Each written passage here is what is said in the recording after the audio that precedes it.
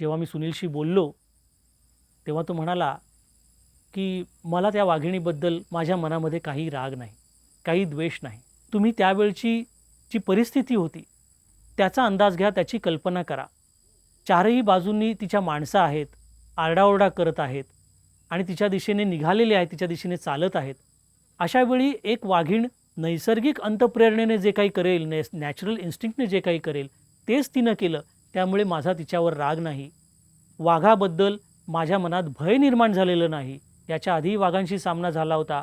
पण पहिल्यांदाच हा एवढा आणि जीवघेणा हल्ला झाला. या हल्ल्यामध्ये माझा जीव जाऊ शकला असता. पण माझ्या सहकाऱ्यांमुळे माझा जीव वाचला. मी त्यांचा ऋणी आहे. पण वाघिणीचा सुद्धा मी माझ्या मनामध्ये वाघिणीबद्दल काहीही भय नाही. आणि हे नुसतं बोलला नाही बरं सुनील.